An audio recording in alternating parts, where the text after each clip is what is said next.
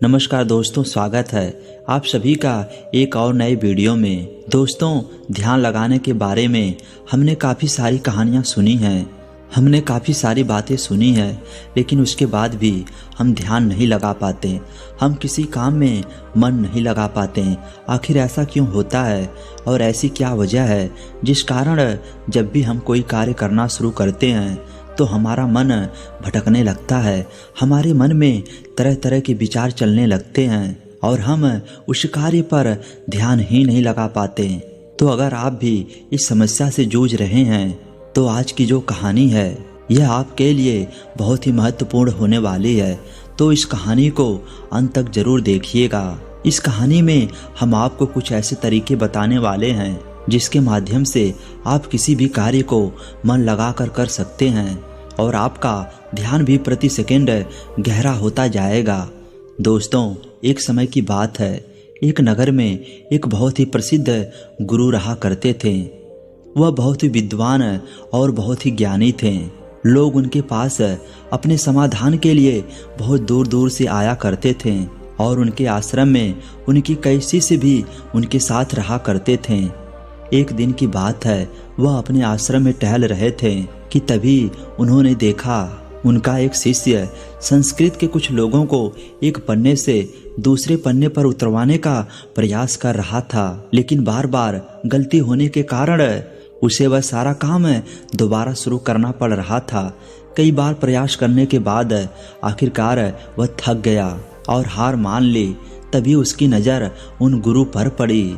जब उस शिष्य ने उन गुरु को देखा तो उन्हें प्रणाम किया और अपनी समस्या बताते हुए वह उन गुरु से कहता है, हे गुरुवर, मैं करीब 2 घंटों से नए पन्ने पर उतारने की कोशिश कर रहा हूँ, लेकिन बार बार न जाने क्यों मुझसे गलती हो जा रही है, न जाने क्यों बार बार मेरा मन भटक जा रहा है। मैं हर बार अपने मन को साधने की कोशिश कर रहा हूँ, लेकिन बार बार मुझसे कोई ना कोई गलती हो जा रही है और इसी कारण मुझे बार बार यह काम एक नए सिरे से शुरू करना पड़ रहा है। आखिर ऐसा क्यों हो रहा है? इसका जवाब देते हुए वह गुरुवर अपने उस शिष्य से कहते हैं, भंते, ऐसा केवल ध्यान की कमी के कारण होता है, क्योंकि एक साधारण इंसान अपने मस्तिष्क की 999 प्रऊर्जा को यूं ही व्यर्थ कर देता है। इसी कारण उसका मन किसी भी कार्य में नहीं लग पाता और यही वजह है कि उनसे बार बार गलतियां होती हैं और वह चाहकर भी उन गलतियों को सुधार नहीं पाते और वहीं पर एक सधा हुआ मन इन कार्यों को बड़ी सरलता और सहज से कर लेता है और इसके पीछे भी कई कारण हैं। तभी वह शिष्य उन गुरुवर से कहता है, कौन से कारण है गुरुवर? तभी वह गुरुवर अपने उस शिष्य से पहला कारण बताते हुए कहते हैं, भंते, आप लिखते वक्त जरूर किसी और घटना के बारे में सोच रहे हो। इस पर वह शिष्य हाँ में सिर हिलाते हुए कहता है, जी गुरुवर, आपने बिल्कुल सही कहा। आज सभी शिष्यों की छुट्टी है और सभी अपने अपने कर्मों से बाहर गए हैं, लेकिन मुझे यह काम मिला है और मुझे इस काम को पूरा करना है। शायद यही कारण है कि मैं ठीक से मन नहीं लगा पा रहा हूँ। तभी वह युवा शिष्य उन गुरुवर से कहता है, गुरुवर, यदि हमारा मन कहीं ना लगे और हम किसी भी कार्य को सही ढंग से ना कर पाएं, तो ऐसी स्थिति में हम अपने ध्यान को कैसे बढ़ा सकते हैं? इसका जवाब देते हुए वह गुरुवर अपने उस युवा शिष्य से कहते हैं, भंते, मैं तुम्हें कुछ ऐसे तरीके बताने जा रहा हूँ जिन्हें यदि तुम ध्यान में रखोगे तो तुम अवश्य ही अपनी ध्यान शक्ति को बढ़ा पाओगे और तुम किसी भी कार्य में गहराई से मन लगा पाओगे। गुरुवर सबसे पहला तरीका बताते हुए कहते हैं, भंते, जब भी तुम्हारा मन किसी भी कार्य में ना लगे, सबसे पहले गहरी सांसें लो और गहरी सांसें छोड़ो। ऐसा करीब 5 बार करो और अपने मन को काम और अन्य चीजों से हटाकर केवल सांस पर ले आओ। आगे गुरुवर अगला तरीका बताते हुए कहते हैं, भंते, जब भी तुम कोई काम कर रहे हो तो अपनी सारी इंद्रियों को एक काम से जोड़ने का प्रयास करो। जैसे कि अभी तुम लिखने का प्रयास कर रहे थे तो लिखते वक्त जब तुम कलम अपने हाथों में पकड़ते हो तो उंगलियों के बीच में उस कलम का स्पर्श महसूस करो अपनी आँखों से शब्दों को बनाते हुए देखो और लिखते समय कलम और कागज के घर्षण से जो आवाज़ उत्पन्न हो रही है उस पर ध्यान केंद्रित करो, उसे ध्यान से सुनो, या फिर तुम लिखते समय शब्दों का उच्चारण अपने मन के भीतर गूंजता हुआ महसूस करो। और अब अपनी नाक से उस स्याही की गंध को महसूस करो। इससे तुम्हारी सारी इंद्रियां एकजुट हो जाएंगी और एक ही काम से जुड़ जाएंगी। आगे वह गुरुवर कहते हैं, अपने काम के साथ एकजुट हो जाओ, उससे जुड़ जाओ और अपनी इंद्रियों को अपने काम के साथ जोड़ने के बाद तुम्हारा ध्यान अत्यधिक गहरा हो जाएगा। इसका अर्थ यह हुआ कि तुम काम के साथ एक हो चुके हो, यानी कि तुम काम में पूरी तरह से खो चुके हो। और जब तुम इस प्रकार कोई भी कार्य करोगे तो तुम्हें समय का पता भी नहीं चलेगा और तुम्हारे कार्य में कोई गलती भी नहीं होगी। लेकिन मेरी एक बात और याद रखना, यदि बीच बीच में तुम्हारा मन भटकने लगे, तुम्हारे मन में तरह तरह के विचार उठने लगे और तुम्हारा मन यहाँ वहाँ भागने लगे, तो डरना मत। तुम दोबारा से निश्चय करना और दोबारा से ध्यान लगाने का प्रयास करना। देखते ही देखते तुम इस अभ्यास में निपुण हो जाओगे और तुम्हारा ध्यान अत्यधिक गहरा होता चला जाएगा। उस शिष्य ने उस गुरुवर की सारी बातें ध्यानपूर्वक सुनी और उसके बाद उसने ऐसा ही किया और देखते ही देखते वह अपने कार्य में इतना खो गया कि जहाँ जहाँ वह गलतियाँ कर रहा था वहाँ पर अब उससे कोई भी गलतियाँ नहीं हो रही थीं। और तो और उसने अपना सारा कार्य एक बार में ही पूरा कर लिया। और इसलिए ऐसा हो पाया क्योंकि हमारा सारा ध्यान हमारी इंद्रियों में बटा होता है और इसलिए हमें अपनी इंद्रियों को एक कार्य पर लगाना बहुत आवश्यक है। क्योंकि यदि हमारा ध्यान इन इंद्रियों में बटा रहेगा तो हमारा मन भटकता रहेगा। जहाँ जहाँ भी इंद्रियां भागेंगी वहाँ वहाँ हमारा मन भी भागेगा। लेकिन वहीं पर यदि आपने अपनी सारी इंद्रियों को एक ही कार्य पर लगा दिया तो आपका मन भटकना बंद हो जाएगा और इस समय आप बहुत ही अत्यधिक गहरे ध्यान में पहुंच जाएंगे। किंतु साधारण मन इसे ज़्यादा देर तक साध नहीं सकता। लेकिन इस प्रकार बार बार और निरंतर अभ्यास करने से मन ध्यान को साधना सीख जाता है और आपका ध्यान अत्यधिक गहरा होने लगता है और आपको उस कार्य में रुचि भी आने लगती है। और जब भी आप उस कार्य में पूरी तरह से खो जाते हैं तो आपको समय का भी पता नहीं लगता और आपका कार्य भी अच्छी तरह से और सफलतापूर्वक हो जाता है। वह गुरु अपने शिष्य को यह सारी बातें बताकर ध्यान में लीन हो गए। लेकिन तभी वहाँ पर एक युवक आया और उस युवक ने उन गुरुवर को प्रणाम किया। तभी वह गुरुवर ने अपनी आंखें खोली और इस पर वह युवक कहता है, हे गुरुवर, मैं आपके पास बहुत दूर से आया हूँ।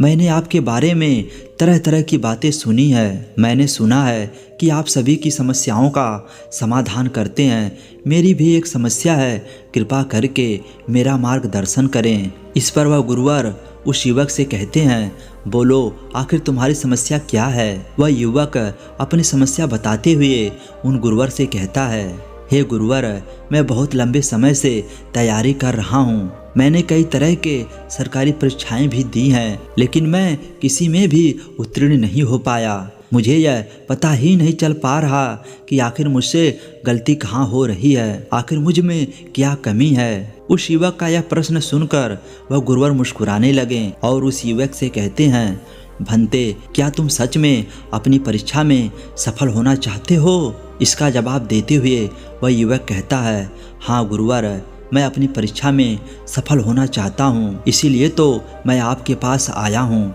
कृपा करके मेरा मार्गदर्शन करें। तभी वह गुरुवर अपने स्थान से उठे और उस युवक का हाथ पकड़ करके एक कुएं पे ले गए। कुएं के पास पहुंचकर उन गुरुवर ने उस युवक के हाथ में एक घड़ा थमा दिया और उस युवक से कहा, इस घड़े में पानी भरकर वापस आश्रम में ले आओ। इतना कहकर गुरुवर वापस आश्रम लौट गए। लेकिन वह युवक वहीं खड़ा खड़ा यह सोचता रह गया, इस घड़े में पानी भरने से मुझे मेरे प्रश्न का उत्तर कैसे मिलेगा? आखिर मुझे यह कैसे पता चलेगा कि मैं परीक्षा में कैसे पास हो सकता हूँ? लेकिन उस युवक के पास कोई विकल्प भी नहीं था। इसलिए जैसा कि उसे उन गुरुवर ने कहा था, उसने कुएं से पानी खींचा और मटके में पानी भर लिया। लेकिन यह क्या, मटके में तो कई सारे बारीक छेद हैं जिनसे पानी धीरे धीरे रिस रहा है। वह युवक मन ही मन यह सोचने लगा, इस घड़े में तो छेद है, मैं इसे आश्रम में कैसे ले जाऊंगा। तभी उसने सोचा, यह छेद तो बहुत छोटे हैं, यदि मैं इसे जल्दी जल्दी ले जाऊं तो मैं आश्रम तक पहुंच जाऊंगा और इसमें से पानी भी ज़्यादा नहीं गिरेगा। यह सोचकर उस युवक ने वह घड़ा उठाया और दौड़ता हुआ वह जल्दी जल्दी उन गुरुवर के पास पहुंचा। लेकिन जब तक वह वहां आश्रम पहुंचता वह पूरी तरह से भीग चुका था और मटके में पानी केवल नामात्र के लिए ही बचा था। इसे देखकर वह गुरुवर मुस्कुराने लगे और उस युवक से कहते हैं, मन का भटकाव बहुत बड़ी बीमारी है और तुम्हारे साथ भी यही हो रहा है। तुम्हारे मन में विभिन्न प्रकार के विचार हैं, अर्थात तुम एक समय में कई सारे विचार सोच रहे हो, जिस कारण लगातार तुम्हारी मानसिक ऊर्जा व्यर्थ हो रही है और इसीलिए मेहनत करते हुए भी तुम कोई परिणाम प्राप्त नहीं कर पा रहे हो। जैसा कि उस मटके में कई सारे बारीक छेद थे और तुमने सोचा कि तुम इसे लेकर जल्दी जल्दी आश्रम पहुंच जाओगे, जो तुम्हारा लक्ष्य था। लेकिन तुमने देखा कि वह सारा पानी धीरे धीरे करके उस मटके से गिरता चला गया और अंत तक इस मटके में केवल नामात्र पानी ही बचा है। इसलिए अपने मन को भटकने से रोको, क्योंकि ध्यान के बिना कोई भी कार्य पूरा नहीं किया जा सकता। इस पर कुछ लोग जरूर कहेंगे कि कुछ काम केवल शारीरिक शक्ति से ही होते हैं, लेकिन याद रखें कि शरीर भी मन के आदेश पर ही चलता है। इसलिए सारे कार्य मानसिक शक्ति से ही संभव हो पाते हैं। यदि कोई लकड़हारा लकड़ी काटते समय ध्यान ना रखे तो वह एक जगह पर कुल्हाड़ी नहीं चला सकता और हो सकता है कि वह खुद को चोट भी पहुंचा ले। इसलिए जानकारी हर एक कार्य का मूल तत्व है ध्यान। और यदि तुम अपने जीवन में कुछ बड़ा हासिल करना चाहते हो, इस परीक्षा में सफल होना चाहते हो, तो तुम्हें एक जगह तो ध्यान लगाना सीखना ही होगा, क्योंकि तुम जैसी आदत डालोगे वैसा ही तुम्हारा मन बनता चला जाएगा। इसलिए जब भी तुम छोटे से छोटा कार्य भी करो तो उसे पूरा मन लगा कर करो। ऐसा करने से हमारे मन का स्वभाव बदलने लगता है और हम किसी भी कार्य में मन लगाने लगते हैं। और यदि एक बार तुमने इसमें निपुणता हासिल कर ली तो तुम्हें सफलता अवश्य मिलेगी। तभी वह युवक उन गुरुवर से कहता है, किंतु गुरुवर, जब भी मैं पढ़ने बैठता हूँ तो मन में तरह तरह के विचार आने लगते हैं और मैं मन के उन विचारों में बढ़ता चला जाता हूँ। मैं चाहकर भी अपने मन को रोक नहीं पाता।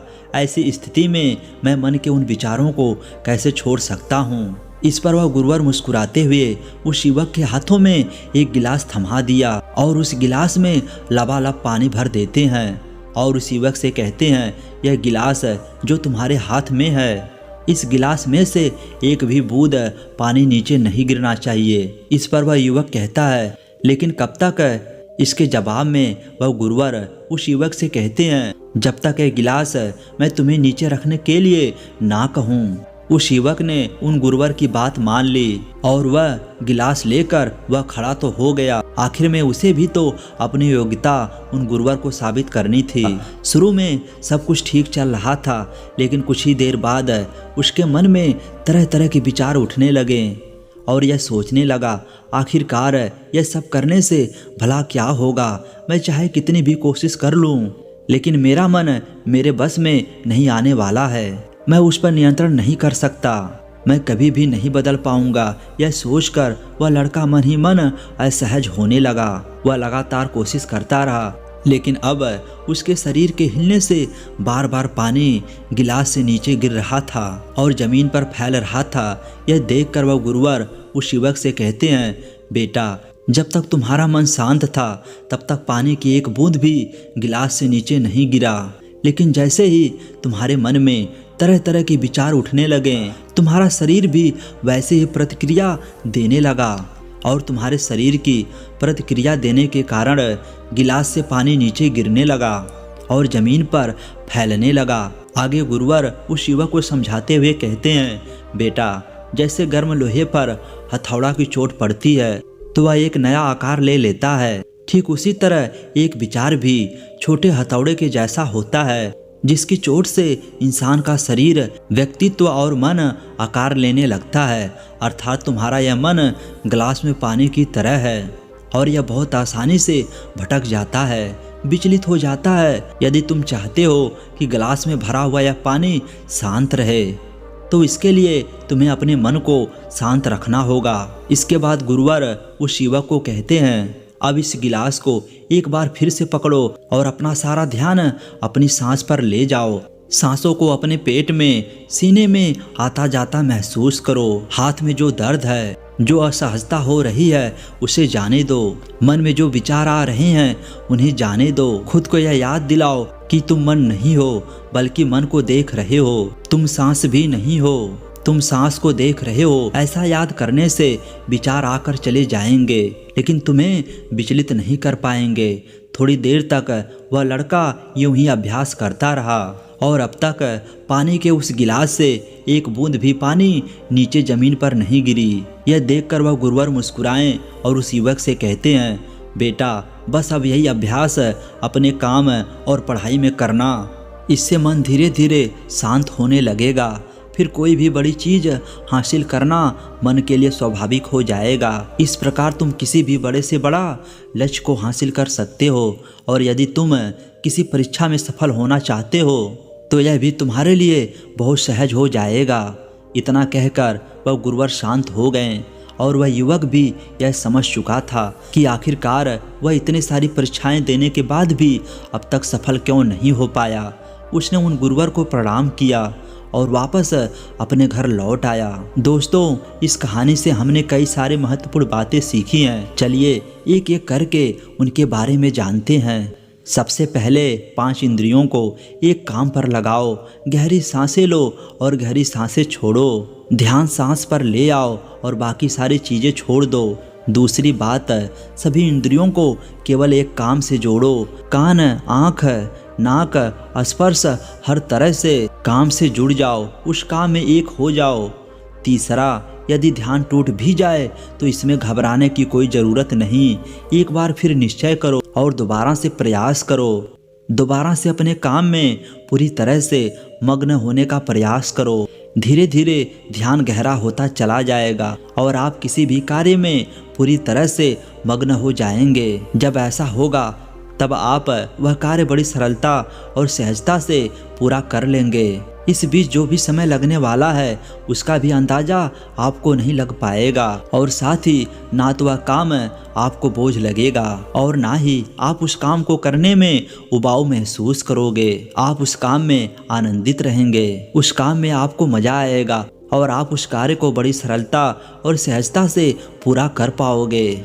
दूसरी बात जो हम इस कहानी से सीखते हैं वह है कि हर जानकारी और हर कर्म का मूल तत्व है ध्यान। हमें ऐसा लगता है कि मन के छोटे मोटे भटकाव से कोई फर्क नहीं पड़ता, लेकिन बिना ध्यान के कोई भी कार्य संभव नहीं है। आपने कभी ना कभी तो यह महसूस किया ही होगा कि जब आप कोई पढ़ाई कर रहे हैं या कोई ज़रूरी काम कर रहे हैं, उसी दौरान आपके फ़ोन में कोई नोटिफिकेशन आ जाता है। आपका मन तुरंत यह कहता है कि चलो एक बार वह नोटिफिकेशन देख लेते हैं, आखिरकार उसमें ऐसा क्या है।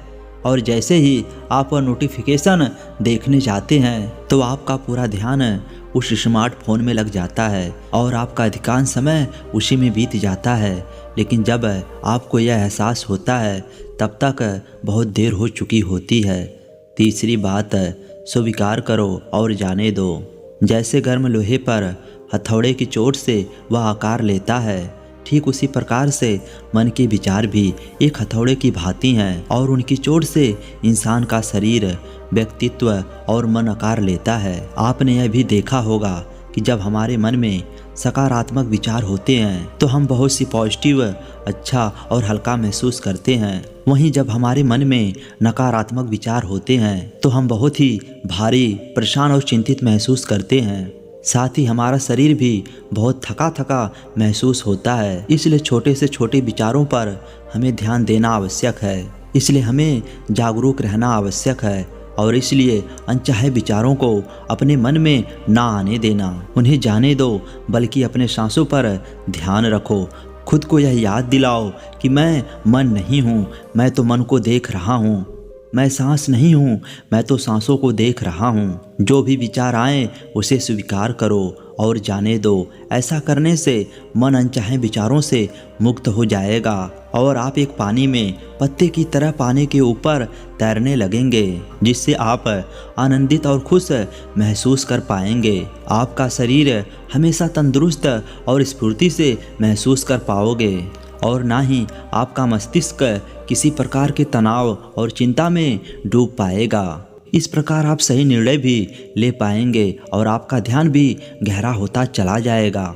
देखते ही देखते आप हर काम में मन भी लगा पाएंगे और आप हर किसी कार्य में सफलता हासिल कर पाएंगे। जैसा भी आप चाहोगे आप वैसा कर पाएंगे।